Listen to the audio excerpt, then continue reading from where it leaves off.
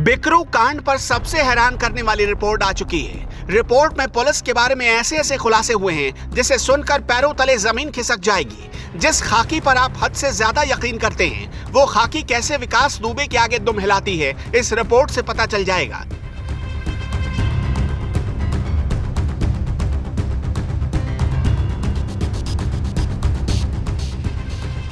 Judicial commission की report खाकी के साथ साथ खादी की भूमिका को भी खोल कर रख देती है। विकास दुबे इसी खाकी और खादी के खूंखार गठजोड़ की आड़ में अपने कुकर्मों को अंजाम देता था।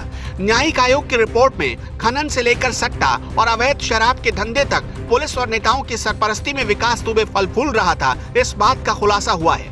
पंडित जी यानी विकास दुबे का हर सियासी दल में दखल होता था। थानों की पुलिस पंडित जी के इशारों पर नाचती थी। गैर कानूनी धंधे उसकी मर्जी से चलते थे। कानून चाह कर भी उसमें दखल नहीं दे पाता था। कानपुर के बाहर भी मिट्टी और रेत के खनन में उसके गुर्गे एक्टिव रहते थे। बिठुर, चौबेपुर, बिधनू, महाराजपुर जैसे इलाकों में रातों रात जेसीबी और डंपर चलते थे। सत्ता पक्ष के एक बड़े नेता का विकास दुबे पर हाथ था। उस नेता के करीबी और रिश्तेदार भी विकास दुबे के साथ खेल में शामिल थे। विकास दुबे का नेटवर्क दिल्ली तक फैला था। एनसीआर के बड़े खनन माफिया से उसके तार जुड़े थे। पुलिस विकास दुबे की हमदर्द बन चुकी थी। पुलिस के अधिकारी सिपाही उसके मुखबिर की तरह काम करते थे। नेताओं से साठगांठ, धनबल और बाहुबल के जोर पर विकास दुबे के खिलाफ उठने वाला हर सवाल खामोश कर दिया जाता था, फिर चाहे वो अधिकारी हो या पत्रकार।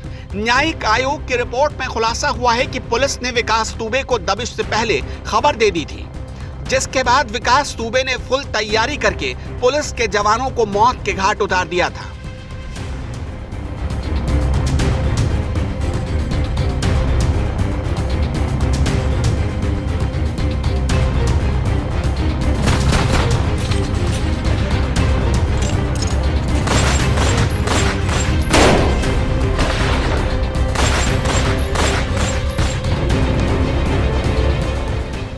उत्तर प्रदेश की पुलिस सरकार की नहीं, अपराधियों की नौकरी कैसे करती है, ये देखना हो तो न्यायिक आयोग की रिपोर्ट के दो बड़े एग्जाम्पल से इसे समझिए। इस रिपोर्ट में विकास दुबे के अलावा इन दोनों एग्जाम्पल का जिक्र है। 1.5 साल पहले एसटीएफ ने गैंगस्टर वसीम बंटा और उसके भाई को गिरफ्तार किया। इन दोनों ने कर्नलगंज थाने से पासपोर्ट बना रखा था। दर्जनों मामले होने के बाद भी इनका पासपोर्ट बना और वह विदेश घूमने भी गए।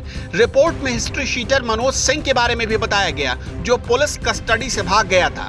रिपोर्ट की माने तो वो भागा नहीं बल्कि भगाया गया था।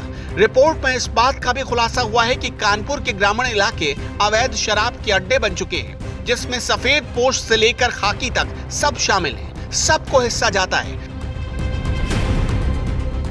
विकास दुबे का राइट हैंड था जय वाजपेयी। कहते हैं विकास दुबे जो भी अवैध कमाई करता था उसे संभालता था जय वाजपेयी। वो इन पैसों का इन्वेस्टमेंट देखता था, पैसों को ब्याज पर देना, उससे कमाई करना, जमीन पर अवैध कब्जा करना, मकानों पर अवैध कब्जा करना और फिर उन कब्जे वाली संपत्तियों को किराए पर किसी नेता या अधिकारी को दे दिया जाता था, जिससे कोई उंगली ना उठा सके और आहिस्ता आहिस्ता वो संपत्ति विकास दुबे के हाथों में आ जाती थी।